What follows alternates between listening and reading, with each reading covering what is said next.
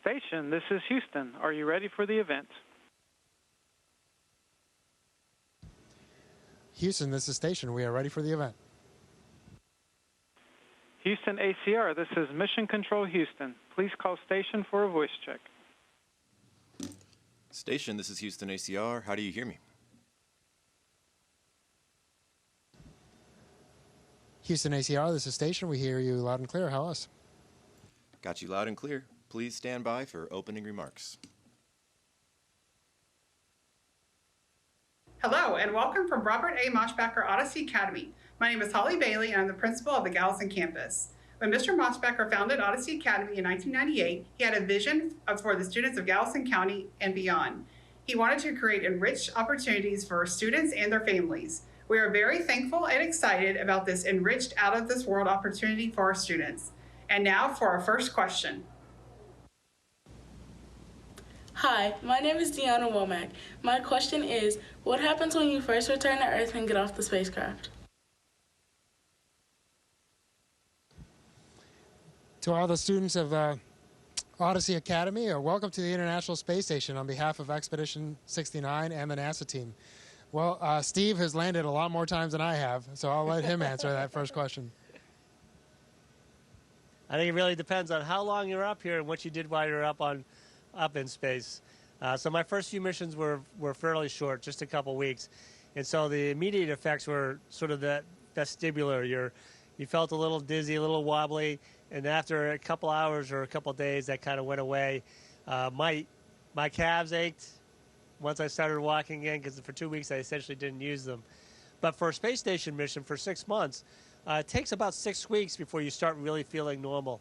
And we'll have those dizziness, those vestibular issues as our gyroscopes basically start spinning back up once we get back down on Earth. And then all the hopefully the hard work we've done up here with load-bearing exercise will help our system adjust to being functional back on Earth. Gravity is going to be a brand new experience in a lot of ways. It's going to be a lot of learning, I think. I was going to say a lot of fun, but I'm not sure how much fun it's going to be based on talking to my friends who have come back. So it's going to be exciting. It's going to be interesting. And hopefully you recover over a period of time. That bone density, muscle mass, I think we've got a pretty good handle on. Hopefully we've done our hard work, so that will get fully recovered. There have been vision issues in the past. We'll see how those resolve over time. I don't know how we're doing on that. We'll know when we get back to Earth. But there are long-term effects that we'll need to understand, and that's part of the reason we do this, is to understand them better. Hi, my name is Sadie Welch. I'm from Odyssey Academy Bay Area. My question is, what kind of research do you do in space? Hey, Sadie. We do a lot of really cool research, but we do a lot of basic research up here, meaning it's not that it's simple, but that we're starting off kind of at the bottom of the research pole and doing a lot of the things that scientists can then use to make the final product back on Earth. And so we look at different materials, like how metals form up here, how crystals form. We've actually just recently looked at how we can make fiber optics, because in the lack of gravity and microgravity, things form a little bit differently. We also do a lot of biological sciences up here. Just this morning, I was actually working on an experiment that's growing stem cells, and that's because stem cells in our bodies tend to grow inside of our bone marrow.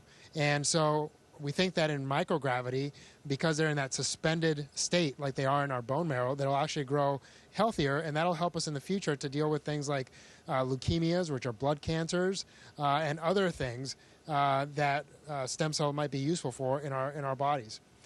We've also looked at 3D printing different human materials. We actually just did our first meniscus, which is a very simple tissue. But if that's successful, we're hoping to someday be able to do things like blood vessels and eventually do things like entire organs like hearts or livers or kidneys. And that would be pretty awesome.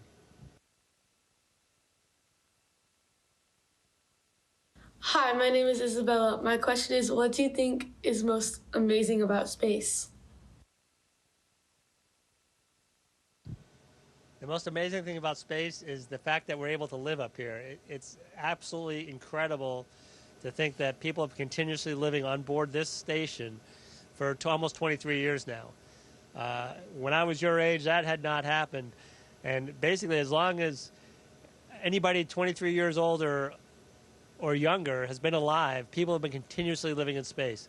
That is absolutely unbelievable. I don't think we've come to grips with that bit of understanding. So I think that's the most remarkable thing about space. Floating, obviously, is pretty cool. Hopefully I don't float away here. But, there are other things as well. Hi, my name is Malaysia Livingston. My question is, how long does it take to become an astronaut? Hey, Malaysia. Well, it's actually a really long process. So once you're selected, you have 2 years of what we call kind of basic training. You learn how to do your basic spacewalking skills, how to drive the robotic arm that we use on station. You learn how to fly in a supersonic jet. You also learn Russian language. And then after those 2 years, you'll usually help out in the office. And then once you get assigned to your first mission, you train for 2 years for that specific mission. So usually from the time you get selected to the time you fly for the first time is anywhere from 5 to 10 years. And then after that, you'll, on average, fly about every 5 or 6 years. So it's a long process, but this is an incredibly complicated thing that we do. And so it just takes a long time to learn what you need to learn to be up here. Hi, my name is Jordan Hernandez. My question is, what is your favorite thing to eat when you are in space?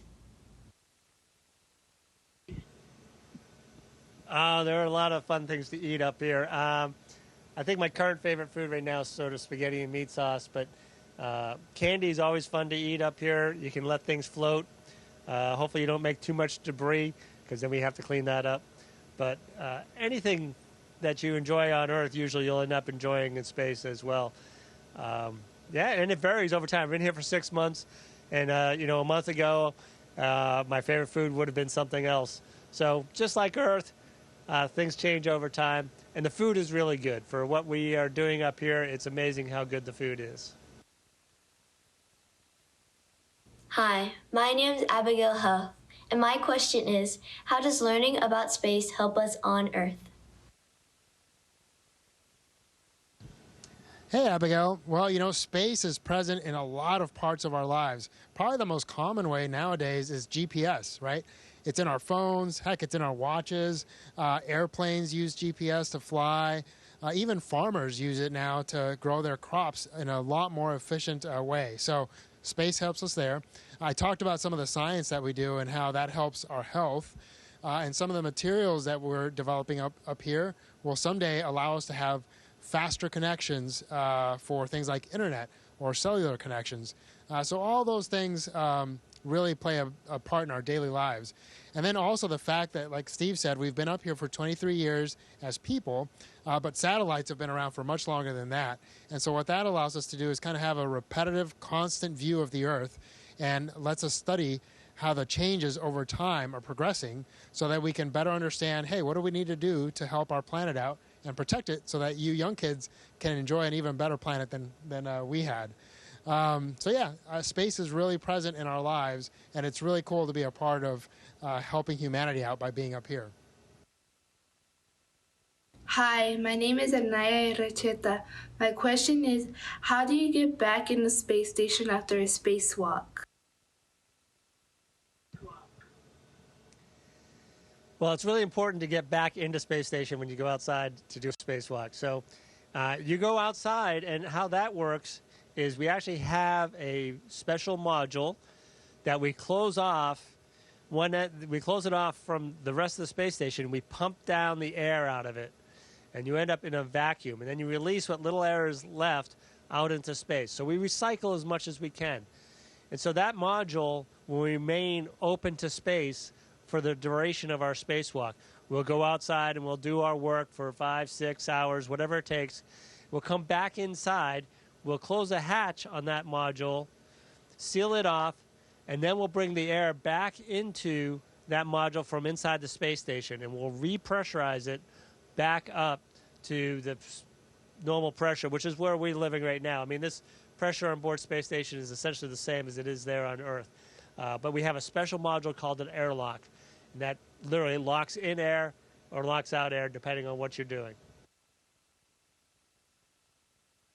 Hi, my name is Sadie Welch. I'm from Odyssey Academy, Bay Area. My question is, what do you do for entertainment in space? Hey again, Sadie.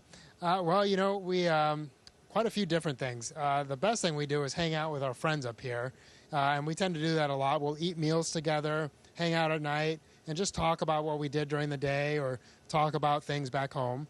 We also have a library of movies that we can watch, and there's some brand new movies and there's some really old movies, and you can kind of catch up on any movies that you may not have seen before. And then a lot of us just enjoy reading. You know, a way to just relax is you read a book and listen to some music and just enjoy. But really, yeah, we try to do things that allow us to relax and take a break from the work that we do up here. Hi, my name is Elijah Arena. My question is, what material is used to make astronaut boots? So the material that is used to make astronaut boots, it's actually, it's a multi-layered material. So you've got, it's hard to explain, but there's different layers of cloth that have different purposes. There's a rubber bladder on the inside with a metal seal that connects it to the suit if you're going outside. Actually, right now we should probably say this. I'm in socks, so I don't wear boots inside. Rarely, well, I guess when we're running on the treadmill, we wear boots. We wear shoes of some form. But when you go outside, the boots we wear are very special because they not only have to seal the air in, so there's a metal seal and a rubber liner on the inside, but then it has to protect you from the environment of space. Not just the vacuum, but the extreme heat, the extreme cold, even a little bit of micrometeorite protection. So it has many layers that provide those that protection for your boot. It's the same as the rest of the suit. It's a pretty remarkable material. Hi, my name is Jan, and my question is, why do astronauts' muscles get weaker in space?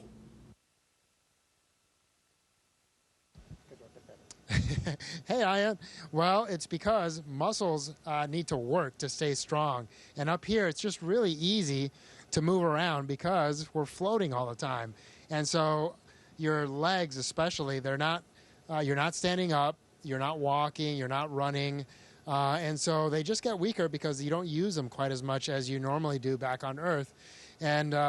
And that's just in day-to-day use, right? So we just kind of float around from place to place. You see that we use our feet to grab onto things. And so it's just super easy. And then because of that, the muscles can shrink if we let them. But in order to prevent that, we do a lot of exercise. We do about 2 hours of exercise every day. And that's to keep those muscles strong. You know, and usually on Earth, if you worked out for 2 hours every day, you would get really tired. But here, because for the rest of the day, we don't really use those muscles much, the recovery is much faster, and we're able to work out on a much more repetitive basis. Hi, my name is Emily Garcia, and my question is, what safety processes do you go through to get ready for launch? There is a huge team of people who work really hard to ensure that all of the engineering specifications and everything that we can think of is ready for the launch of a vehicle. And that process actually continues for the space station, which has been up here for 23 years. There are people continuously looking at the environment of the space station, any new pieces of equipment that come up here, the way we have configured or set up our racks and our power supplies and anything else we do. There's always a team of safety people looking hard to keep us safe. And so it sort of starts with the design. We design to be safe, and then you inspect and verify that you're meeting those requirements. And then as things change, you have to assess and continuously assess the safety aspects for launch. You know, there's no way to make things perfectly safe. You cannot think of everything possible problem that could exist. And so there is risk, obviously, involved in all of this. But we do our best with our current understanding to make things as safe as possible. Hi, my name is Carson Cook, and my question is, how does your body react when you are launching at such high speeds? Hey, Carson. Well, it feels kind of like you're on a roller coaster, or maybe a really fast jet, if you've ever been in one of those, or a really fast car when you first hit the accelerator. And so you have a lot of what we call G-forces, but the good thing is that they're not acting to get the blood out of your head, which would really make you pass out. We sit or lay in a way that those forces go through our chest. And so it makes it a little bit more difficult to breathe. It almost feels like somebody or something is standing on your chest when you're trying to breathe. But you're able to think really clearly, and you're able to do things. It's just really a little bit harder to move your arms or move your fingers against those forces. But generally, that's about it, and you're able to function at your full capacity. Hi, my name is Anaya Pugh, and my question is, what is the hardest part of everyday life in space?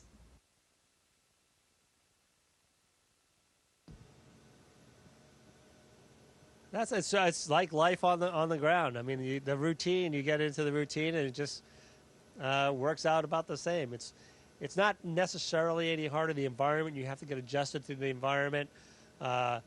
We do maintain a very long and continuous schedule. And I mean, Frank's been up here for almost a year at this point and really has not had a vacation. And so getting those breaks, so we have to build those into the week. So they try to give us weekends off. We try and find ways to allow ourselves to relax and do that recovery. And so that's sort of the hardest thing, is sort of the pace and the routine and allowing yourself to really pace it out and be ready to work on any given day. Hi, my name is Omar Sanchez. What kinds of things do you think we might learn about the moon that we don't already know from the Apollo missions? Hey, Omar, that is a great question, because some of our friends will hopefully be going to the moon here shortly, and who knows who else might be going in the near future. But I think the biggest difference between the Artemis missions and the Apollo missions is that we plan to go back to the moon and stay there for longer periods of time. And so to do that, we have to just think about things a little bit differently.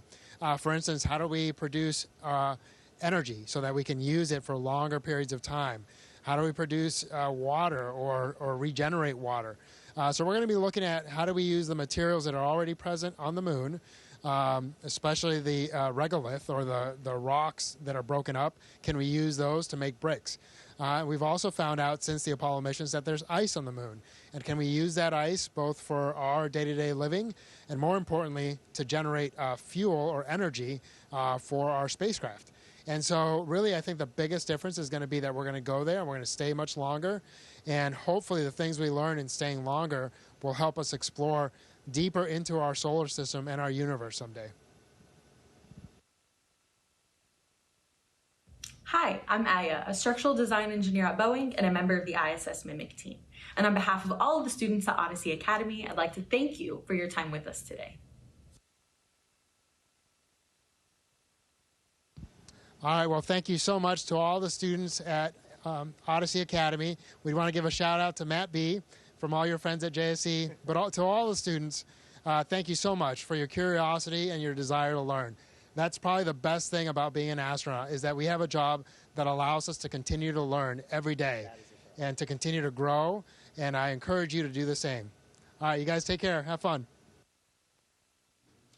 Station, this is Houston ACR, and that concludes the event.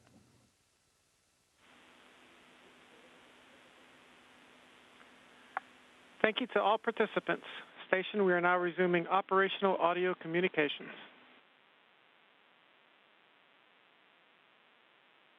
Copy,